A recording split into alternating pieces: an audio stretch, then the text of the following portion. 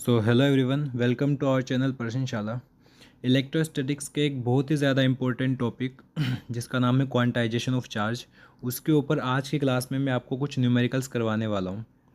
आज की क्लास में आपको सबसे पहले मैं क्वांटाइजेशन ऑफ चार्ज को एक्सप्लेन करूँगा। क्वांटाइजेशन ऑफ चार्ज को एक्सप्लेन करने के बाद में आपको क्वेश्चंस कराऊँगा। एट लगभग 5 क्वेश्चंस मैं आपको करवाऊँगा।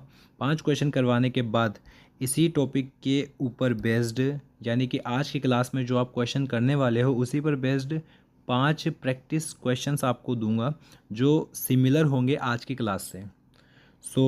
आज से मैं इस चैनल पर एक सीरीज़ स्टार्ट कर रहा हूँ इलेक्ट्रोस्टैटिक की, जिसके अंदर आपको इलेक्ट्रोस्टैटिक के सारे जो न्यूमेरिकल्स वाले टॉपिक्स हैं, जिससे न्यूमेरिकल क्वेश्चन पूछे जाते हैं बोर्ड्स में या नीट में, वो वाले क्वेश्चंस मैं आपको इस सीरीज़ में करवाऊँगा। तो जो सबसे पहले मैंने टॉपिक लिया है वो है क्वांटाइजेशन ऑफ चार्ज। इस क्वांटाइजेशन ऑफ चार्ज को मैं आपको पहले एक्सप्लेन करूँगा, उसके बाद फिर इसके क्वेश्चंस करेंगे। देखो, क्वांटाइजेशन ऑफ चार्ज का मीनिंग क्या होता है पहले हम ये समझते हैं। मान लेते हैं हमारे पास में एक बॉडी है। ये एक हमारे पास एक बॉडी है। हम जानते हैं कि कोई भी बॉडी जो होती है या कोई भी मैटर जो होता है वो एटम्स से मिलकर बना होता है, और एटम्स के अंदर क्या होते हैं, इलेक्ट्रॉन्स होते हैं। ये हम सभी पहले से ही जानते हैं। तो चार्ज जो डेवलप होता है वो इन इलेक्ट्रॉन्स की वजह से डेवलप होता है।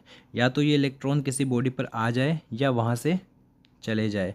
इलेक्ट्रॉन्स के आने की वजह से भी चार्ज आ सकता है, इलेक्ट्रॉन के जाने की वजह से भी चार्ज आ सकता है। तो फिर से समझो कि किसी बॉडी पर जो होती है बॉडी एटम से मिलकर बनी होती है, और एटम्स के उस बॉडी पर इलेक्ट्रॉन्स होते हैं, और इलेक्ट्रॉन्स के आने या जाने की वजह से वो बॉडी जो होती है वो चार्ज हो जाती है। ठीक है, हम एक केस लेकर के चलते हैं कि मान लेते हैं हमारे पास एक बॉडी थी, इससे कुछ इलेक्ट्रॉन्स निकल गए। मान लेते हैं कि एक इलेक्ट्रॉन निकला, तो इस पर चार्ज कितना आएगा। मान लेते हैं कि 2 इलेक्ट्रॉन निकले, तो इस पर चार्ज कितना आएगा। ठीक है, तो पहले से हम एक बात जानते हैं कि जो चार्ज ऑफ इलेक्ट्रॉन होता है, जो चार्ज ऑफ इलेक्ट्रॉन होता है वो क्यू ऑफ ई, ये इलेक्ट्रॉन का चार्ज है, इसको हम सिर्फ ई से भी लिखते हैं। वो जो होता है वो होता है 1.6 इंटू 10⁻⁻19 कूलम। ये इलेक्ट्रॉन का चार्ज होता है। इसको हम इस तरह से समझेंगे कि जब भी कहीं से एक इलेक्ट्रॉन निकल करके जाएगा या कहीं पर एक इलेक्ट्रॉन जाएगा, तो वो इतना चार्ज लेकर के या एक इतना चार्ज लेकर के आएगा। जैसे ये एक बॉडी है, इस पर कोई इलेक्ट्रॉन आता है, तो एक इलेक्ट्रॉन आने का मीनिंग क्या हुआ। एक इलेक्ट्रॉन आने का मीनिंग हुआ 1 इंटू ई का मतलब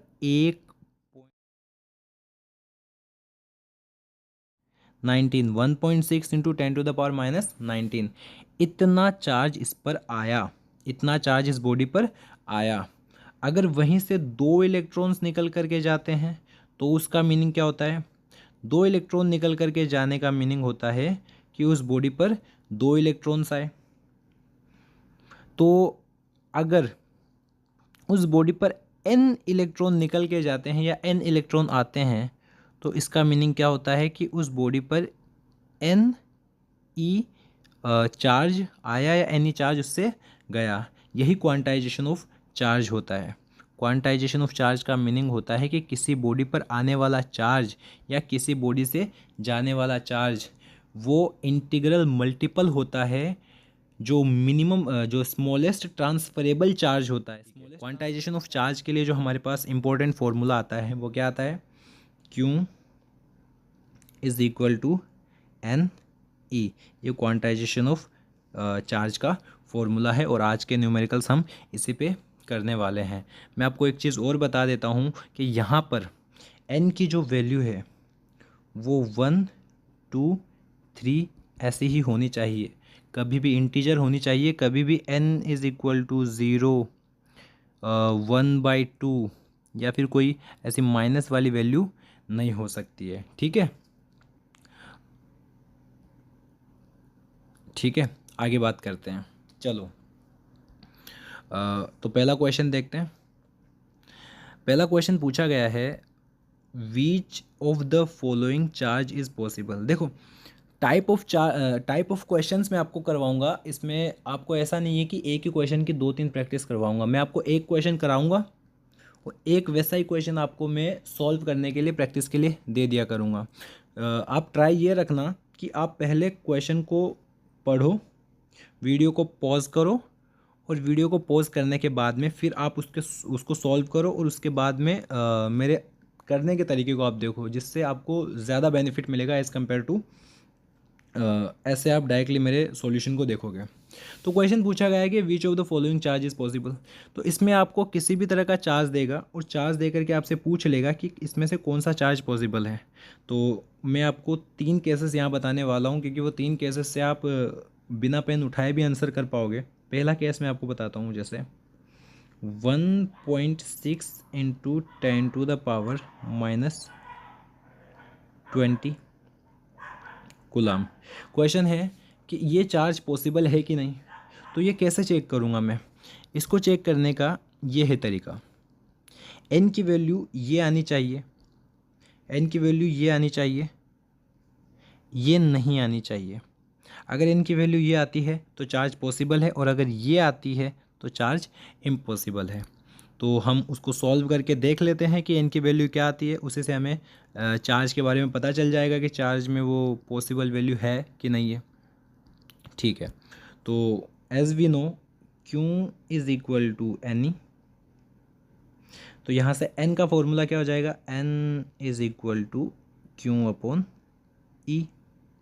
सो n is equal to Q की वैल्यू पुट कर देंगे, E की वैल्यू पुट कर देंगे। Q की वैल्यू क्वेश्चन में दे रखी है 1.6 इंटू 10⁻⁻20, और E की वैल्यू हम पहले से जानते हैं 1.6 इंटू 10⁻⁻19।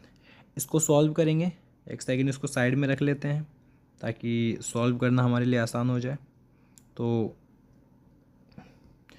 n की जो वैल्यू आती है यहाँ से सॉल्व करने के बाद में, तो n इज़ इक्वल टू ये यहाँ पॉइंट भी एक। ठीक है, तो n की वैल्यू यहाँ से जो आती है, देखो 1.6 से 1.6 कैंसिल, और यहाँ 10⁻⁻19 है और यहाँ 20 है, तो 19 गया और ऊपर 10⁻⁻1 बच गया। तो यहाँ आंसर आएगा, n की वैल्यू आएगी 10⁻⁻1। इसको अगर सही से लिखूँ तो 1/10। तो n की वैल्यू आ गई, n की वैल्यू इस वाले क्वेश्चन में आ गई 1/10। हम देखते हैं पीछे, n की वैल्यू 1 2 3 ऐसा होना चाहिए, कभी भी ऐसी 1/2 जैसी ऐसी नहीं होनी चाहिए। तो आप खुद ही बता दो कि ये वाला चार्ज पॉसिबल है कि नहीं है। तो हमारा जवाब हो जाएगा कि ये वाला चार्ज इम्पॉसिबल है। क्या है? इम्पॉसिबल है। ठीक है, अगला क्वेश्चन करते हैं। दूसरे क्वेश्चन में हमें वैल्यू दे रखी है 1.6 इंटू 10⁻, इसको हम ले लेते हैं, ये -20 था, इसको हम ले लेते हैं -18। ठीक है, तो इसको सॉल्व करते हैं। n is equal to, similar तरीके से सॉल्व होगा, Q अपॉन E।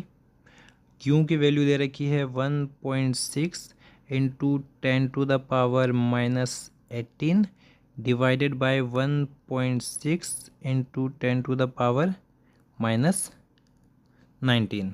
1.6 से 1.6 कैंसिल, -19 से ये -18 और -19 गया तो नीचे बचेगा 1/10⁻⁻1। इसको सही से लिख देता हूँ मैं, एक सेकेंड। ठीक है, तो n जो आएगा वो आएगा 1 डिवाइडेड बाय 10⁻⁻1। 10⁻⁻1 को ऊपर ले जाएंगे तो 10। तो n की वैल्यू जो हमारे पास इस वाले केस में आती है वो आ जाती है 10। ठीक है, अब हम देखते हैं पीछे, n की वैल्यू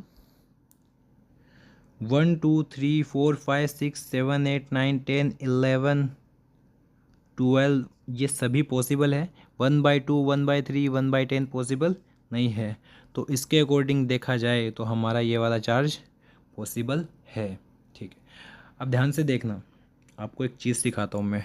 तो हमारा जवाब तो हमारा आ गया। देखो क्वेश्चन हमसे जो पूछा गया था वो पूछा गया था कि इनमें से कौन सा पॉसिबल है और कौन सा नहीं है। ये मैंने दो क्वेश्चन यहीं लिख करके आपको समझा दिए कि इसमें से ये वाला तो पॉसिबल नहीं है और ये वाला पॉसिबल है। चलो अगला क्वेश्चन देखते हैं। ठीक है, so the next question is charge developed on the body if 10 electron is, यहाँ 10 इलेक्ट्रॉन है, is removed from the that body. देखो हमने जो केस लिया था उसमें भी यही बोला था मैंने कि हमारे पास एक बॉडी है जिसमें से एक इलेक्ट्रॉन निकलता है, लेकिन यहाँ हमने क्या बोला, 10 इलेक्ट्रॉन निकलते हैं।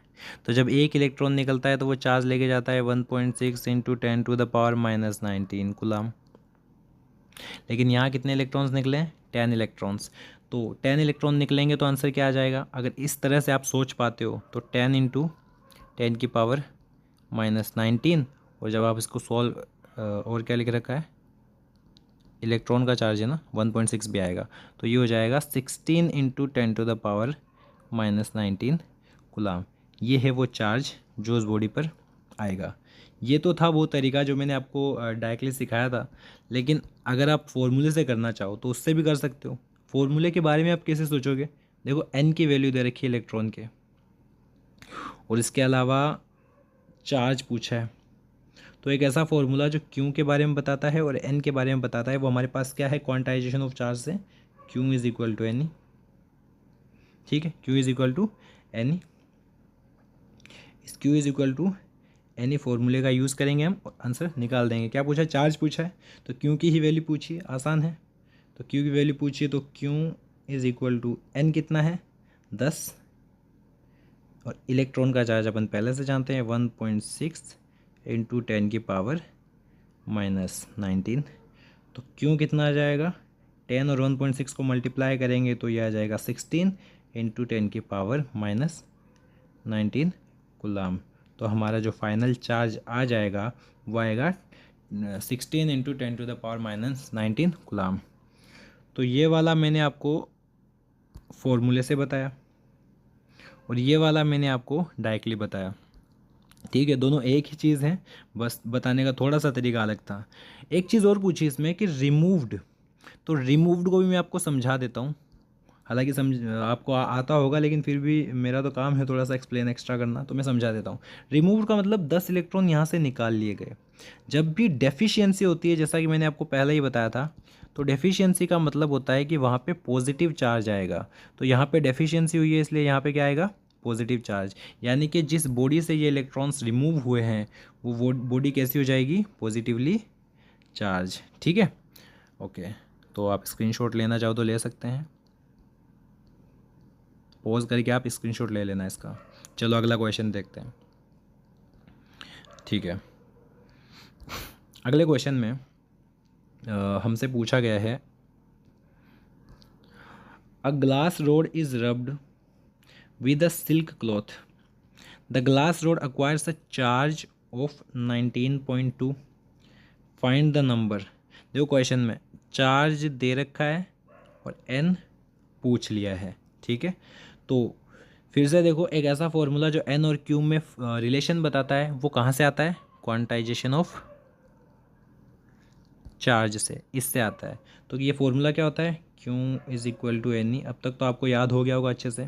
ठीक है, q अपन को दे रखा है, e अपन जानते हैं पहले से, मैंने बोला था याद कर लेना, आप याद कर लेना।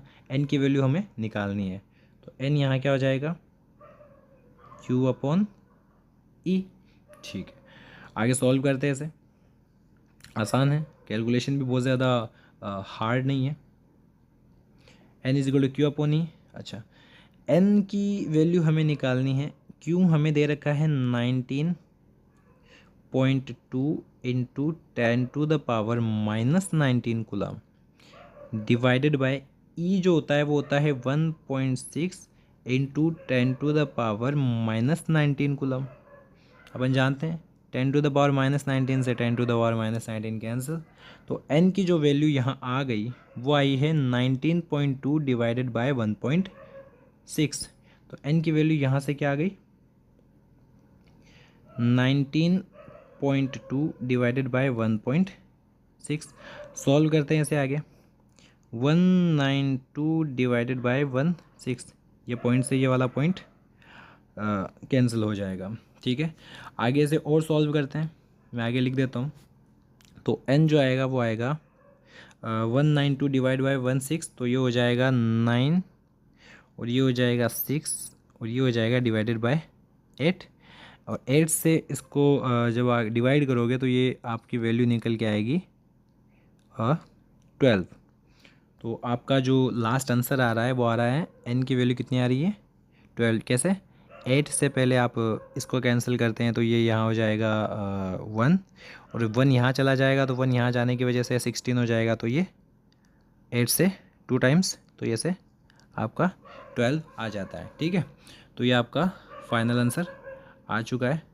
क्वेश्चन में आपसे क्या पूछा था? नंबर्स पूछे थे कि कितने नंबर्स होंगे, तो नंबर्स कितने होंगे? 12 होंगे। इसकी कोई यूनिट नहीं होगी, ये याद रखना। ठीक है, कोई यूनिट नहीं होगी। ठीक है, चलो तो एक बार मैं आपको दिखा देता हूँ। सबसे पहले अपन ने जो क्वेश्चन किया था वो क्वेश्चन हमने किया था पॉसिबल और इम्पॉसिबल चार्ज पे। उसके बाद दूसरा क्वेश्चन मैंने कराया चार्ज पे, क्यों पर। तीसरा क्वेश्चन इसी फॉर्मूले में मैंने आपको करवा दिया एन पर। अब चौथा क्वेश्चन हम करने वाले हैं, ये रहा चौथा क्वेश्चन। ठीक है, ये एनसीईआरटी का एग्जांपल लिया है मैंने डायरेक्टली, क्योंकि मेरे को ये क्वेश्चन अच्छा लगा एनसीईआरटी का ही, इसलिए मैंने एनसीईआरटी का ही क्वेश्चन उठा लिया है। क्वेश्चन में पूछा गया है, इफ़ 10 की power 9 electrons move out of a body. ये एक बॉडी है, इस बॉडी से 10 की पावर 9 इलेक्ट्रॉन्स को निकाला गया है to another body every second. एक सेकेंड में इतने इलेक्ट्रॉन्स निकल जाते हैं। How much time is required. अब की बार टी पूछा है, टाइम पूछा है, हम टाइम को टी मान लेते हैं। टी पूछा है to get a total charge of 1 coulomb. 1 coulomb charge होने के लिए कितना टाइम लगेगा, ये क्वेश्चन पूछा है। थोड़ा सा यूनिटरी मेथड लगाने वाला क्वेश्चन है, थोड़ा सा सोचने वाला मेथड है, लेकिन जवाब आ जाएगा। देखो मैं आपको इसके भी 2 मेथड्स बताऊंगा। देखो पहला मेथड मैं आपको समझाता हूँ। अगर एक बॉडी से 10 की पावर 9 इलेक्ट्रॉन्स निकलते हैं तो कितना चार्ज निकलता है, इसको मल्टीप्लाई कर देंगे 1.6 इंटू 10 की पावर -19 से। तो इससे जो भी अपना आंसर आ रहा है वो आ जाएगा जितना 1.6 इंटू 10 की पावर 9 है, 1.6 10 की पावर 19 से किया तो -10। इतना चार्ज इस बॉडी से निकल रहा है 1 सेकेंड में, पर सेकेंड। ठीक है, तो 1 सेकेंड में इतना चार्ज निकल रहा है, यानी कि इतना चार्ज निकलने में 1 सेकेंड लगा। सुनना मेरी बात, सोचना थोड़ा सा। 1.6 इंटू 10 की पावर -10, इतना कूलाम चार्ज निकलने में जो टाइम लगता है वो 1 सेकेंड लगता है। मैं कह रहा हूँ कि मेरे को इतना नहीं, मेरे को 1 कूलाम में टाइम चाहिए। तो 1 कूलाम में कितना टाइम लगेगा, तो 1 कूलाम निकलने के लिए जो टाइम लगेगा ये सारी वैल्यू नीचे चली जाएगी। 1/1.6 इंटू 10 की पावर -10।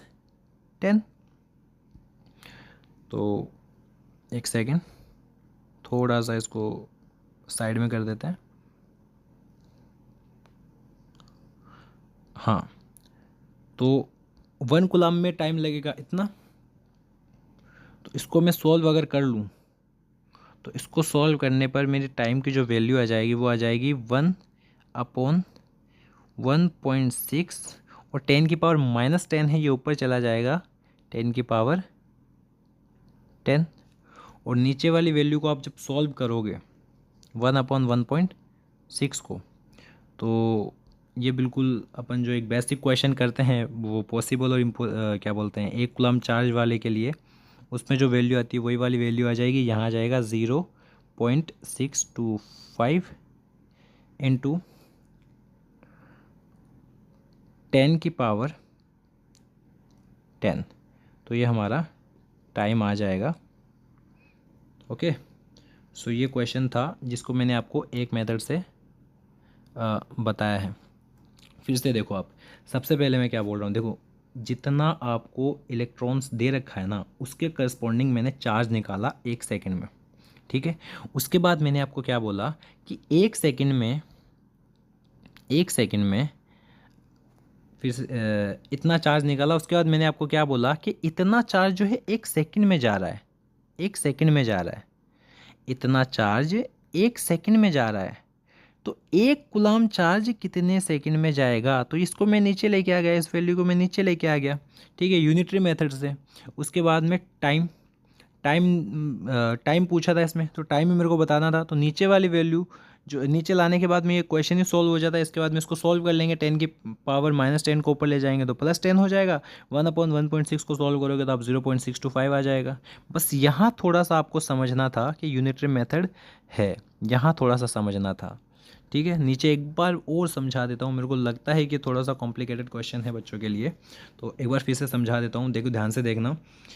इसके अंदर Q = N से मैंने क्वेश्चन का जो आंसर निकाला 10⁻9 इंटू 1.6 इंटू 10⁻−19, ठीक है। तो इसको सॉल्व करूँगा तो ये आएगा 1.6 इंटू 10⁻10। ये वो चार्ज है जो 1 सेकंड में निकल रहा है, 1 सेकंड में निकल रहा है। तो इतना चार्ज 1 सेकंड में निकल के जा रहा है, ठीक है। लेकिन मुझे 1 सेकंड थोड़ी ना चाहिए, मुझे तो 1 कूलाम चार्ज के बारे में पता करना है। तो 1.6 इंटू 10⁻10 कूलाम चार्ज जितने टाइम में निकल रहा है वो 1 सेकंड है। तो 1 कूलाम चार्ज का जो टाइम होगा वो कितना सेकंड होगा, वो हो जाएगा 1/1.6 इंटू 10⁻10। और जब आप इसको सॉल्व करते हो तो ऊपर मैंने आपको पहले ही सॉल्व करवा रखा है, आप वापस से देख सकते हो, वो आ जाएगा 0.6 इंटू 10⁻10 सेकेंड। ये आपका आंसर आ जाएगा।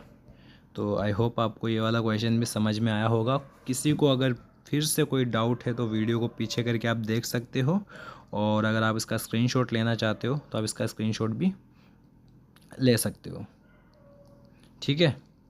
चलो नेक्स्ट क्वेश्चन पे आ जाते हैं। देखो ये थोड़ा सा एक स्पेशल क्वेश्चन है, मैंने आपके लिए लिया है ताकि आपकी अंडरस्टैंडिंग थोड़ी सी चार्ज को लेकर के बढ़ जाए। स्टार्टिंग में मैंने आपको समझाया था कि एटम जो होता है उसमें इलेक्ट्रॉन्स होता है, उसकी वजह से चार्ज आता है। यहाँ देखो एक अल्फ़ा पार्टिकल लिखा हुआ है। आप लोग को थोड़ा अगर नॉलेज है तो बेहतर है, अगर नहीं है तो मैं आपको बता देता हूँ कि अल्फ़ा पार्टिकल होता क्या है। अल्फ़ा पार्टिकल का मतलब होता है हीलियम +2। एक सेकेंड, हीलियम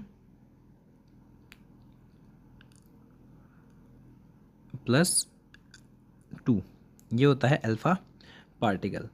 अल्फ़ा पार्टिकल का मतलब ये होता है, यहाँ देखो +2 लिखा हुआ है, इसी पे हमें चार्ज पूछा है, तो हम क्या बोलेंगे कि यहाँ पे +2 चार्ज है, जो कि हमें दिखाई देता है, बट एक्चुअल में ये गलत है। एक्चुअल में ये रिलेटिव चार्ज होता है, जो आप केमिस्ट्री में कहीं ना कहीं आपके सर आपको पढ़ाते हैं, रिलेटिव चार्ज, ठीक है। +2 यहाँ पे जो बताता है ये डेफिशिएंसी को बताता है कि कितनी कमी है उसमें से इलेक्ट्रॉन्स की। जो हम एटम के बारे में लिख रहे थे पहले वो डेफिशिएंसी थी, तो ये +2 यहाँ डेफिशिएंसी को बताता है। तो इसका मतलब है यहाँ अगर +2 लिखा हुआ है तो इसका मतलब हुआ 2 इलेक्ट्रॉन्स निकाले गए हैं, हीलियम में से 2 इलेक्ट्रॉन्स निकाले गए हैं। नीचे बता देता हूँ, और जैसे ये हीलियम है, इस हीलियम में से 2 इलेक्ट्रॉन्स माइनस कर देंगे, 2 इलेक्ट्रॉन निकाल लेंगे, तो ये हीलियम +2 बनेगा। तो ये जो चार्ज आता है ये 2 इलेक्ट्रॉन के जाने की वजह से आता है।